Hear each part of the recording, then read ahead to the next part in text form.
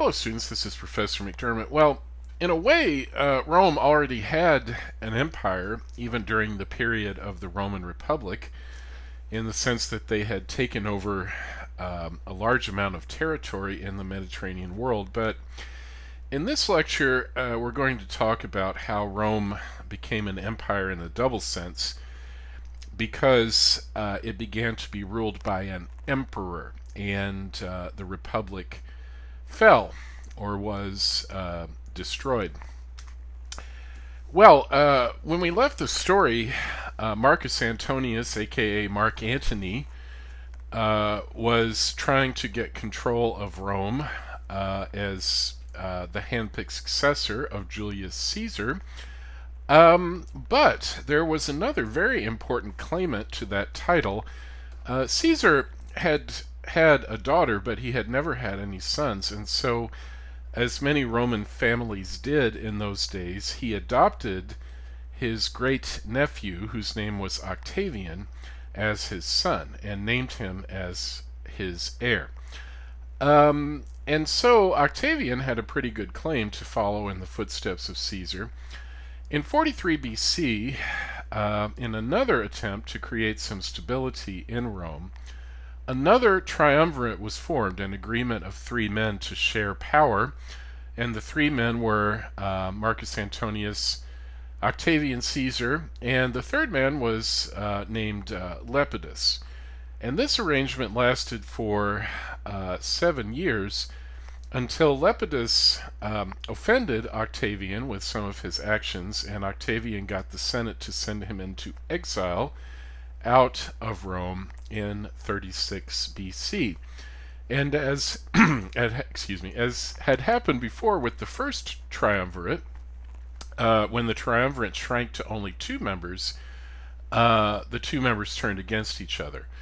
Now, Mark Antony had moved to Egypt and had made that his base of power, which made a great deal of sense because Egypt was one of the most powerful regions that were effectively under the control of Rome. However, Egypt officially was still independent under its ruler, the pharaoh Cleopatra VII. Now, Cleopatra is one of the most famous women in all of world history. She was renowned for her powerful intellect, for her amazing charm, which succeeded in captivating many powerful men, including Julius Caesar himself, who had visited Egypt, had an affair with Cleopatra, and Cleopatra had given birth to their son, whose name was Caesarion. Now, Mark Antony, having made his headquarters in Egypt, took up with Cleopatra. They became lovers. They had two children whose names were Alexander Helios, a boy, and Cleopatra Selene, a girl. That is, Alexander the sun and Cleopatra the moon. And it seems that Marcus Antonius was absolutely, completely smitten with Cleopatra, just head over heels in love, and that really influenced a lot of his actions from this point forward.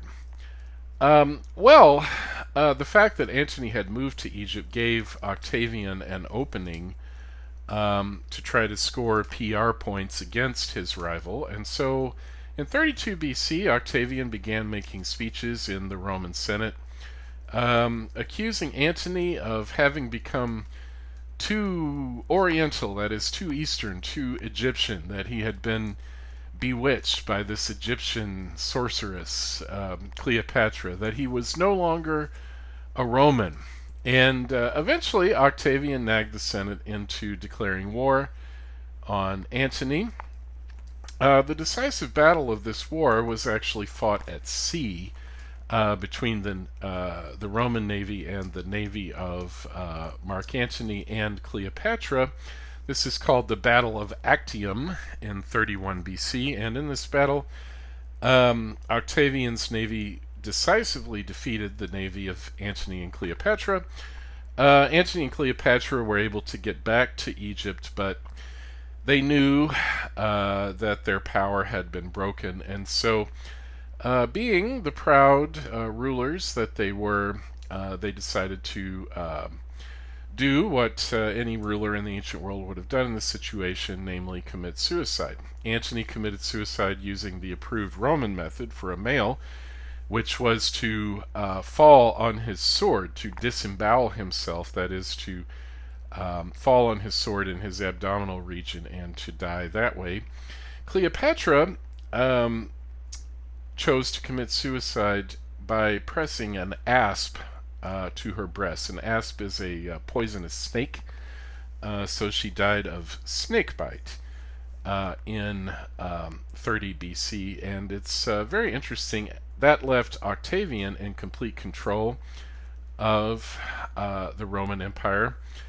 In his triumphal parade, he had the children of Antony and Cleopatra, Alexander Helios and Cleopatra Selene, march in the parade as his captives in golden chains. But Caesarion he had murdered.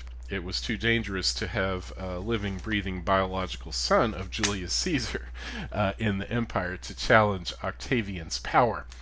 And Octavian became the ruler of Rome. And it's very interesting the way that he went about this. It was extremely smart, extremely clever, because Octavian pretended that he was actually the savior of the Republic. In fact, in the year 27 BC, Octavian Caesar went to the Senate and he announced that he was restoring the Roman Republic, that all the voting would resume, the people would vote on laws, they would elect their officers just as they had before, and a grateful Senate bestowed upon Octavian the title Augustus, which means the Great One in Latin. And so from now on we should call Octavian Caesar Augustus Caesar. And furthermore, Octavian refused to call himself the Rex of Rome, that is, the king, because he knew the Romans would not tolerate having a king. So sometimes he called himself the Princeps, that is, the prince. More often he called himself the Imperator, which was the title that he had as the supreme commander of the armies of Rome. And that, of course, was the real secret of his power, that he controlled the army. Imperator is where we get our modern term emperor. But it's very interesting that the Republic seemed to have been restored. The people would troop down to the Forum as they had done before. They would cast votes, but they would only vote for the laws that were approved by Augustus Caesar. They could only vote for the candidates that were chosen by Augustus Caesar. So it was really a fraud. It was like a puppet show with Augustus as the puppet master, pretending to have recreated the Roman Republic, but in reality holding absolute power in his own hands. And he was very smart also in terms of how he was able to keep that power. In the document called the Res Gestae Divi Augustae, the things that were done by the divine Augustus, which you're going to read in your packet of readings on Rome Augustus, you'll see that Augustus boasted that all Italy took an oath of allegiance to me. In other words, he got every single adult male in Italy to swear that he would be personally loyal to Augustus. And so in this way, Augustus was able to turn the entire empire into his clientele. They became his clients, he became their patron, and they were loyal to him. Another method that he used, historians have labeled bread and circuses, and by circuses I don't mean like the Ringling Brothers circus with clowns and so forth. A circus in ancient Rome was an arena where you would have games, gladiatorial games especially. And so bread and circuses means that Augustus provided the people with food, and he provided them with entertainment, fabulous games and spectacles for them to enjoy, to keep them well fed, entertained, and happy, so that they never questioned the fact that they had given up their liberty to him, that it was all a sham, that he had absolute power over their lives. You know, it's very interesting. Several years ago, my sister, who tries to keep me current on popular culture, said, "You have to read these books or watch the movies of the Hunger Games." And I was kind of resistant at first, you know, but she finally talked me into watching the movies at least. And I was really impressed, because it was clear to me that what they had done was really to take ancient Roman history and to make it very relevant for the modern world, because in those books and in those movies, you have this idea of entertainment, the Hunger Games, similar to the ancient Roman gladiatorial games, being used as a spectacle to keep the people quiet, to keep them under control, to keep them, you know, just glued into their TVs instead of thinking about their own best interests. So if you haven't seen those or read those, I encourage you to do so. Yet another way that Augustus was able to keep his hold on power, at a certain point, he heard that people in the eastern part of the empire had built temples to the spirit of the divine Augustus. And of course, he liked that idea because it meant that they were worshiping him as a god. And so he began to promote the idea that, yes, in fact, he was a god. And all of the Roman emperors after Augustus put this claim forward as well, at least up until the time of the first Christian emperor, Constantine. And so the Roman people were encouraged to believe that their emperor was a god. And of course, that means they were less likely to resist his absolute control. Yes, as I mentioned, you're going to have a packet of readings on Rome that focus on the Emperor Augustus. And as you read these documents, I want you to ask yourself the question, you know, the Romans had a tremendous tradition of political liberty going back several hundred years. They had had the privilege of voting, or at least some Romans, the adult male free Romans, had had the privilege of voting for their leaders and voting their laws into effect. So as you do these readings, I want you to keep that question in mind. Why would the Romans give up that heritage? Why would they give up their liberty and allow Augustus to seize absolute power? And if you really think about that, I think you'll find it relevant to the modern world, because there have been a number of cases in world history when people have actually voted dictators into office for various reasons. One of them is to try to bring order out of chaos, to restore law and order in a period of great upheaval or great suffering. If you think about the French after the French Revolution, voting Napoleon into office as first consul, and then later he became emperor. Or if you think about the German people actually voting to surrender the power of the Fuhrer to Adolf Hitler in Nazi Germany, you see that as Augustus set a great example for later absolute rulers. So I encourage you to think about that question. Why would the Romans give up their liberty? And a secondary question, could it happen here? Could it happen here in the United States of America?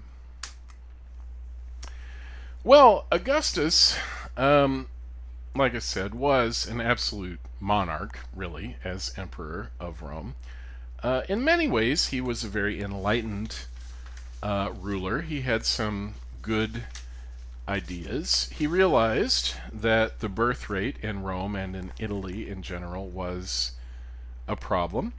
And so, starting in 18 BC, Augustus took steps to try to get Romans and Italians to have more babies so that it would be easier to recruit soldiers for the Roman imperial army, among other reasons. And the last document in your packet on Augustus describes this, so I won't go into great detail about the plans that he made. We'll just say, though, that ultimately none of these strategies were successful. After all, people really don't like to be told what to do in the privacy of their bedroom or how many kids to have. So these plans to increase the Roman birth rate really did not work. Ultimately, the only way to increase the number of Roman citizens would be to extend the citizenship more widely in the Roman imperial population, and we'll see how that was done a little bit later. Augustus was a very dedicated emperor. He was a very good administrator, and in general, he was good at choosing government employees to work under him who were competent and not corrupt and who were honest. And so, in general, the administration of the Roman Empire was quite efficient during the reign of the Emperor Augustus. You see there on the map the Roman Empire at its greatest extent. Also, usually, these Roman administrators would respect the local laws and the local customs, as long as the people in the regions they were administering paid their taxes to Rome and did not rebel against Rome. In general, people were allowed to continue their own way of life. We see that in the New Testament of the Bible, where clearly the Jews in Israel are allowed to continue their own temple worship, that is, until they actually went into active rebellion against Rome. And so, in general, throughout Augustus's reign, the Roman Empire was at peace, with a very few exceptions. We call this the Pax Romana, the Roman peace. And the Christian tradition has always held it to be very significant that Jesus Christ was born during the reign of the Emperor Augustus, probably sometime between 4 and 6 BC, actually, not the year 0 that people once thought he was born in. But if you happen ever to be in a Catholic church on Christmas Eve at midnight Mass, the first thing you will hear is this Christmas proclamation, and part of it reads as follows, quote, "In the 194th Olympiad, the 752nd year from the foundation of the city of Rome, the 42nd year of the reign of Octavian Augustus, the whole world being at peace, Jesus was born." And that seemed very significant because one of the titles of Christ is the Prince of Peace, and so it was seen as very important that he was born during this great Pax Romana, Roman peace of the Emperor Augustus. Excuse me. However, after the death of the Emperor Augustus, you see setting in one of the pitfalls of monarchy, hereditary monarchy, where power is passed down in a certain family. You have no guarantee that the sons and the grandsons and the heirs are going to be as competent as the founder of that dynasty. And certainly Augustus's heirs, in many ways, were very substandard. Here are a few examples. The Emperor Caligula, who ruled from 37 to 41 AD, really seems to have lost his mind as a result of having absolute power. Among the other things he did, he had his favorite horse made a pontifex, that is, a priest of the Roman religion. At one point, he also ordered a young man to be castrated and then married him in a solemn ceremony. By 41 AD, Caligula's own guards had decided that he had gone insane, and so they decided to assassinate him, which they did in the palace. And then they went looking around the palace to find another member of the imperial family who could assume the imperial crown.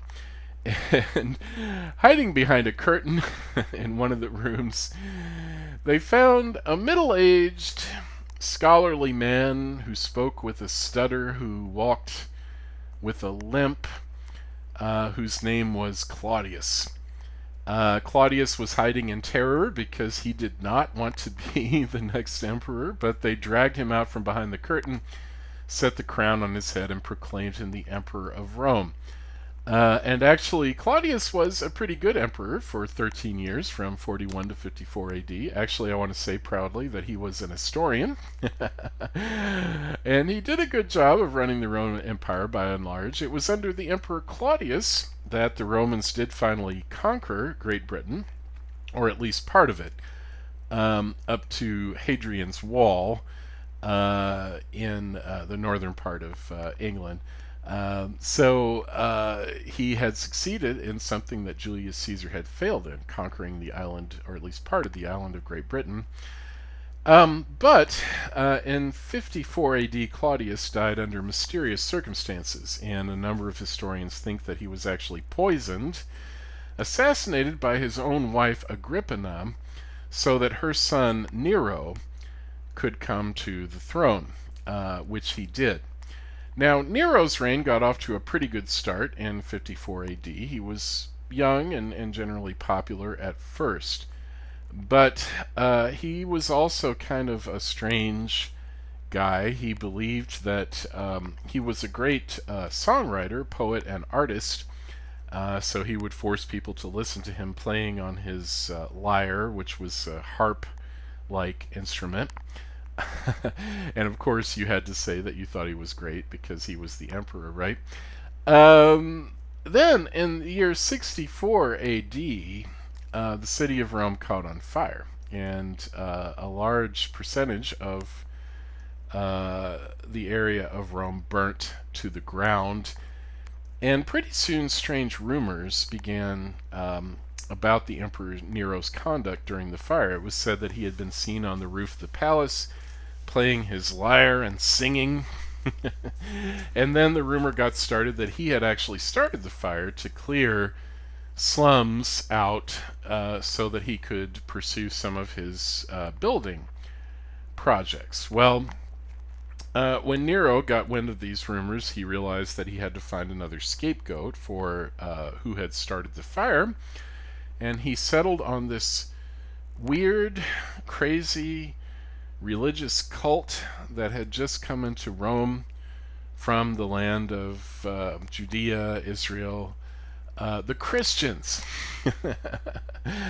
The Christian church had sent some of their important leaders, like St. Peter and St. Paul, to Rome to try to convert the people there to Christianity. And so Nero announced that it was the Christians who had started the Great Fire of 64 AD, and he began to round them up and put them to death in very creative ways. Some of them were burned as human torches, some of them were crucified, as Jesus had been, and some of them were fed to lions and other wild beasts. This was the first great persecution of the early Christian church under the Emperor Nero. Well, finally, in the year 68, again, Nero's own guards decided that he was no longer competent to serve as emperor, and so he committed suicide to avoid being murdered by them. There was a struggle for power, and eventually a new emperor emerged, the Emperor Vespasian, who succeeded in getting control over the Roman Empire and ruling for 10 years. One noteworthy event of the reign of the Emperor Vespasian, the Jews had gone into open revolt, and he sent his son Titus, another future emperor, to deal with this rebellion among the Jews. Titus crushed the Jewish revolt and then completely destroyed the great temple of the Jews at Jerusalem, so that there was only one wall left standing, the Western Wall, or as the Jewish people call it today, the Wailing Wall. And many people of different faiths still go there to pray to this Wailing Wall. And after the victory of Titus in Israel, the Jewish people were dispersed. The Greek word for dispersion is diaspora. And so that means they were scattered around the known world. Some of them went to the Middle East, some of them went to Egypt and other parts of northern Africa, some of them went to Rome and Athens and other places in Europe. And so the Jewish people were scattered around various places in the Mediterranean world. And they became a very unpopular and persecuted minority in most of the places that they went. We'll talk about this ugly history of what's called anti-Semitism, anti-Jewish feeling, as we move forward in the course.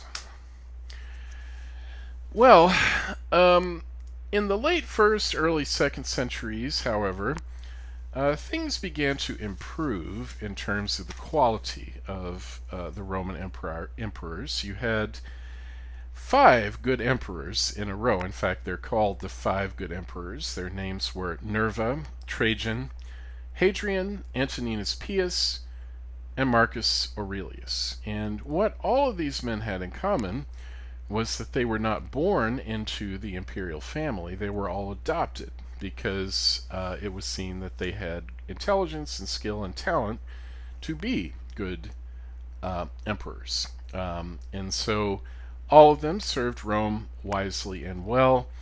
I want to mention under the 5 good emperors, you see an expansion of great Roman building projects like the aqueducts. There you see in the picture on the left an example of a Roman aqueduct, which was a ultra sophisticated piece of technology that was used to carry fresh water to large cities. Also the great network of Roman roads, which spread throughout the empire. There was a popular saying, all roads lead to Rome, because Rome was the epicenter of transportation. And there was a very advanced network of roads throughout the Roman Empire. However, the last of the 5 good emperors, Marcus Aurelius, who was actually a well-known Stoic philosopher who wrote a beautiful book called the Meditations, which is still read today. Marcus Aurelius had a son whom he loved very much. His name was Commodus. And Marcus Aurelius decided, instead of adopting a promising candidate for the job of emperor, to let his son Commodus become the emperor after him, which he did upon Marcus Aurelius' death in the year 180 AD. But this did not work out as well as Marcus Aurelius had hoped. Now, if you've ever seen the movie Gladiator with Russell Crowe, I'm dating myself a little bit here, but it's a very good film if you ever get a chance to see it. The Emperor Commodus is actually the villain of that movie. And no, it is not true, as the film portrays, that Commodus died fighting as a gladiator in the arena, but it is true that he was obsessed with gladiators. In fact, he believed that he himself was the reincarnation of the god Hercules. And at one point he announced that he was going to be invested in the consulship, wearing the clothing of a gladiator. And at that point, his advisors realized he had gone off the deep end, and so they hired a professional wrestler to strangle the Emperor Commodus in the year 192. And that put an end to his reign. Another significant emperor of this middle period of the Roman Empire was the Emperor Caracalla. It was Caracalla who realized that if there were going to be enough Roman citizens to keep the empire going, he would have to make everyone who lived in the empire into a citizen of Rome, which he did. So Caracalla adopted this very inclusive policy to make all the residents of the Roman Empire into citizens of Rome, which did help to keep the empire going for a period of time. After the death of Caracalla, you see how Rome was changing, how Rome was developing. because one of his successors soon after his death was his cousin, whose name was Elagabalus. Now, Elagabalus was not a Roman, he was from Syria in the Middle East. In fact, he was a priest of the Syrian god Baal, who is mentioned in the Bible, but he succeeded in becoming the Roman emperor for 4 years, from 218 to 222 AD, which shocked some old-fashioned, traditional-minded Romans. And he shocked them even more when he insisted on marrying a Vestal virgin. Now, these were a type of nuns in ancient Roman religion who were consecrated to the goddess of the hearth, that is, the goddess of the fireplace, whose name was Vesta. They were not supposed to marry any man, they were not supposed to sleep with any man, and yet Elagabalus married a Vestal virgin, and in that way went against every tradition of the Mos Maiorum, the customs of the ancestors, the traditions of Roman religion. And so you see, as Rome continued to govern its vast territories, how, in a sense, it moved away from its original traditions, from its original customs, something which caused alarm in a number of the more traditional-minded Romans.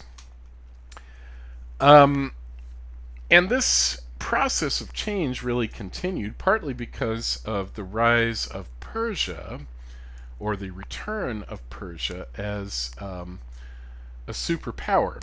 And spiritual ideas from Persia began to become very influential in the Roman Empire.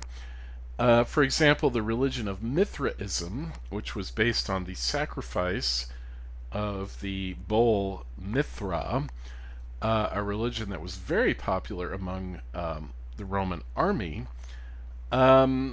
took hold and really became very popular in Rome. Another religion that became very popular in the Roman Empire was called Manichaeism, named after its founder, the prophet Mani. Mani addressed the question which has troubled many spiritual people since the beginning of time. And the question is this: if God is good, why are good people allowed to suffer in this world? And Christians and Muslims and Buddhists have their own explanations of this. Mani's explanation was that a good God would not allow people to suffer. Therefore, there had to be two gods: a good God who made the spiritual world, and an evil God who made this world. And so our goal as spiritual people should be to try to move out of this material world into the spiritual world, which is ruled by the good God. And this idea of Manichaeism became very popular in the Roman Empire. In fact, St. Augustine, one of the greatest of all Christian saints, as a young man, was a Manichaean. I said the Persian Empire had made a comeback. It had gotten a new dynasty in control, who really restored its power in the Middle East. And we call the Persian Empire in this period the Sasanian Empire. And in fact, it was able to reconquer a lot of the territory that the Romans had previously controlled in the Middle East. In fact, there was a very humiliating moment for Rome when the emperor, the Sasanian Persian Emperor Shapur I, defeated the Roman Emperor Valerian in a battle at Edessa. And from that point forward, the Emperor Valerian of Rome had to serve Shapur as his human footstool. In other words, everywhere Shapur went, the Emperor Valerian would have to kneel before him, and Shapur would put his feet up on the Emperor Valerian. You can imagine how horrifying that must have been to a proud Roman. Then, in the 3rd century AD, you have what's called the 3rd century crisis in the Roman Empire. There were a lot of problems. There were problems with the money supply, which meant that there were problems with business and trade, which really came to a standstill. Also, there were political issues, times when different emperors were promoted by different groups within the army, so much so that the Roman Empire actually split into different parts at times. But in the year 284, a powerful leader emerged whose name was Diocletian. And Diocletian had a plan which he thought would restore the power of the Roman Empire. And in fact, Diocletian was pretty inclusive in his approach. He was a follower of the cult of the bull god Mithra, and he made Mithra the protector of the empire. He also persecuted Christians in a major way. Like Alexander the Great, he was an admirer of the Persian way of doing things at their court, and so he adopted the Persian gestures and manners in his court. But it was as a political planner that Diocletian was really a genius. He realized that the Roman Senate really served no useful purpose at this point, and so he decided to make the imperial administration more efficient by dividing the empire into smaller regions called dioceses. And if that term sounds familiar, it's because some churches, Christian churches to this day, have dioceses. But he went even farther than that. To try to make the government more responsive to the people, he said there should be 4 rulers at any given moment, not just one. And so he divided the empire into an eastern half and a western half. And in each half, he said, there should be one emperor, one Augustus, but there should also be what he called a Caesar, who was being prepared for the role of emperor, who was being groomed to take supreme power. And so you see in the map how that worked. The eastern half of the empire, Diocletian served as the Augustus, but he had a helper, Galerius, who served him as the Caesar. In the western half, there was another Augustus and another Caesar. Diocletian hoped that this would make the government more efficient and more reliable, and it did, as long as he remained as emperor. However, in the year 305, Diocletian got tired of the stress of being emperor, and he decided to retire and to take up his hobby, which was growing cabbages on his farm in his homeland, which was Croatia in southeastern Europe. So as soon as Diocletian retired to his cabbage farm, immediately things began to fall apart, and there were various men striving to see who would be the top dog in the Roman Empire. Key moment in this struggle for power took place in 306 AD, when a group of soldiers stationed in York in the northern part of England hailed their general Constantine as the Roman emperor. And so Constantine took his troops back to the continent of Europe. He marched them towards Rome. In the year 312, he found himself at a place called the Milvian Bridge. And his rival for the imperial power, Maxentius, was camped nearby, and the two men were preparing for a decisive battle. And so the night before the battle, Constantine had a dream in which an angel appeared to him and said, "In hoc signo vinces," which means in English, "In this sign you will conquer." And the sign that the angel showed Constantine is there on the screen. Now that sign is what's called a Chi-Rho. It's the Greek letters Chi and Rho, which happen to be the first letters of the name Christ. What the angel was telling Constantine was that if he became a Christian, he would win the battle. And so Constantine was willing to try anything, so he ordered his troops to put that symbol on their flags for the battle the next day. And what do you know? They defeated Maxentius, Constantine became the emperor, and Constantine declared himself to be a Christian, the first Christian Roman emperor. And he followed that up in the year 313 with The Edict of Milan, which was a proclamation saying that from now on Christianity was legal in the Roman Empire. There would be no more persecutions. Christians could come out of the closet, if you will, and worship publicly, build churches, and so forth. So this was a key moment for the Christian church when one of their own, the Emperor Constantine, announced that they were free to practice their religion as they believed. Um, some people see this as a great moment for Christianity. Other people point to the temptations that having access to power brought to the Christian church. But in any case, it was now safe to be a Christian. It's interesting, though, that the Emperor Constantine himself did not allow himself to be baptized as a Christian until he was literally dying and on his deathbed in the year 337. Actually, that was a constant practice among the early Christians because at that time it was believed that if you were baptized and then you committed some serious sin, that you would end up in hell, and there was nothing to do about that because in the Catholic Church, the idea of confession, confessing your sins to a priest and being forgiven, had not yet been invented yet. And so, like many Christians in the early church, Constantine decided to postpone baptism until he was nearly dead, when it was unlikely he would commit any more serious sins. What were some of the achievements of the Emperor Constantine? Well, in addition to being the first Christian emperor, Constantine realized that the real power in the Roman Empire now lay in the east, and so he decided to build a great new capital city farther east. I want to show you on the map here where this was. Okay.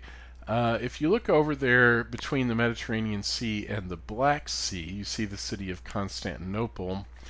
This was originally a Greek village called Byzantium, but Constantine decided to make that the location of his new capital, which he named after himself, Constantinople. It was also during the reign of the Emperor Constantine that a heresy emerged called Arianism. A heresy is a movement within the Christian church that goes against traditional Christian teachings. This heresy was named after a priest who was named Arius. Arius did not believe Christ was God. Therefore, he denied the Christian idea of the Trinity, God as three persons, Father, Son, and Holy Spirit. He believed Christ was a great man, a powerful prophet, a great teacher, but that he was only a man created by God, finite, not infinite, a man just like us. And so this controversy over Arianism divided the Christian church. Many people went over to the Arian viewpoint. There was a lot of conflict, a lot of controversy. And so as a Christian emperor, Constantine decided to call a great council of all the bishops of the Christian church at a place called Nicaea in Asia Minor. So all the bishops got together, debated this issue, and they decided that Arius was wrong, that Christ was indeed a God, or one of the three persons of the Trinity. And the document that they produced to express this belief in the Trinity is called the Nicene Creed, and some churches still read it out on Sundays, even to the present day.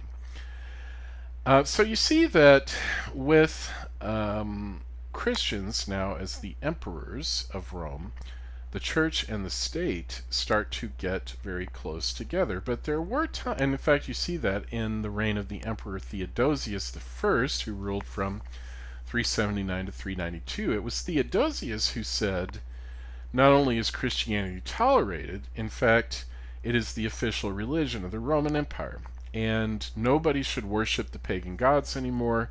Everybody in the empire should become a Christian, and at that time, before the Protestant Reformation, that meant being a member of the Catholic Church.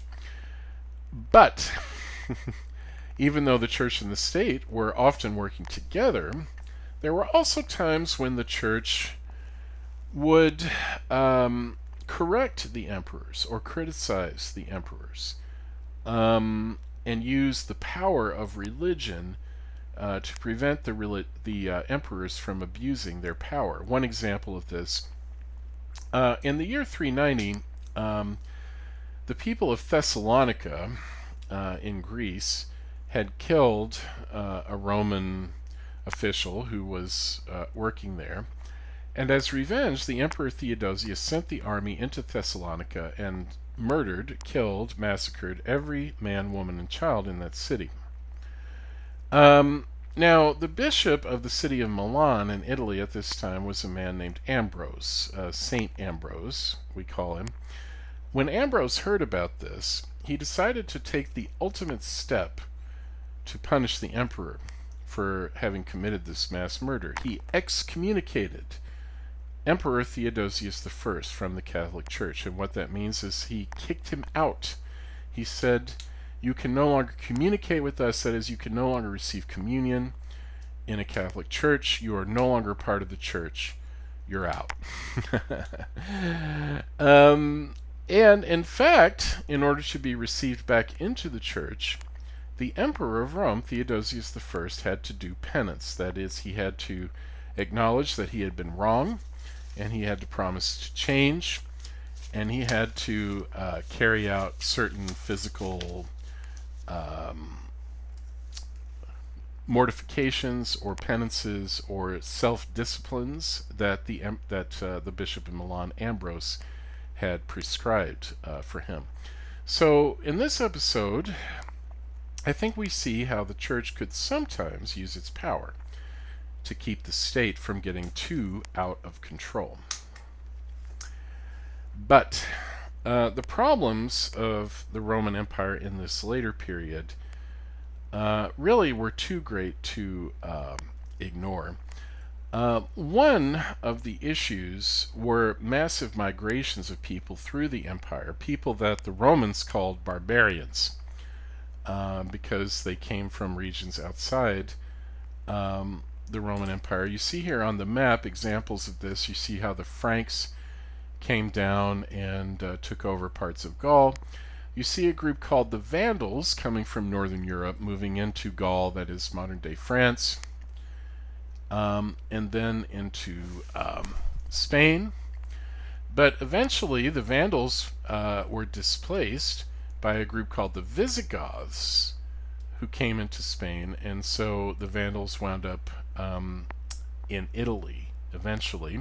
By the way, the Vandals, this term, we use it for someone who is destructive of property, who maybe destroys property or burns it down or puts graffiti on it, things like this. We call that vandalism. That's named after this barbarian group, the Vandals, because they were very destructive. So one of the issues with these migrations of these so-called barbarian peoples was that they tended to bring diseases with them that people within the empire had not been exposed to yet, and so many people died from these plagues or diseases. The Roman imperial officials tried to deal with this problem. One of the methods they used was to simply give land to these barbarian groups and to recruit them into the army. But this was not a completely effective strategy, because these people really, they didn't speak Latin, they didn't know much about Roman history, they had no loyalty to Rome or to its traditions. They were really only interested in promoting their own people, the well-being of their own group. And so as members of these groups began to be recruited into the army, you see that the army becomes less loyal to the city of Rome, which was not a good sign for the integrity of the Roman Empire. Well, I mentioned the Visigoths among these groups. The Visigoths moved from Northern Europe into Eastern Europe, but then they ran into a group called the Huns, led by a man named Attila the Hun. And the Huns forced them to move, the Visigoths to move westward, and they wound up eventually in the city of Rome in 410 AD, which they sacked. That means they burned it, they looted it, they pillaged it. They left it in ruins in 410 AD, and you can imagine what a catastrophe this was for the proud citizens of the Roman Empire, their capital city, being destroyed by this group of barbarians. Now, in the city of Hippo in northern Africa, the bishop of the city was St. Augustine, who, as I mentioned, as a young man, had led a very, how should we put it, he had kind of a checkered past. Among other things, he had had a child out of wedlock. He was a Manichaean, not even a Christian at first, but eventually he became a Christian, and a bishop, and a priest. And when he heard about the sack of Rome, he realized that Romans could use this, or old-fashioned Romans could use this, as an accusation against the Christians. In fact, the old-fashioned Roman pagans were saying, well, this is all the Christians' fault. You know, if we had just stuck to our old gods, none of this would have happened, if we hadn't adopted this new crazy religion of Christianity. And so St. Augustine decided to write a book about this, and he called it The City of God. And in the book, Augustine argued that it wasn't the Christians' fault that Rome had been sacked. And in fact, he argued that the Christians were the mainstay of the empire, that it was possible to be a Christian and to be a good citizen of your own country, even in this world. And so in this way, Augustine's City of God was the first great work of political science, you could say, in the Christian tradition. Well, we already talked about the migrations of the Visigoths and Vandals. Essentially what happened after the sack of Rome by the Visigoths was that the Romans gave them Spain to keep them quiet, but that displaced the Vandals, and eventually the Vandals themselves wound up sacking Rome in the year 455.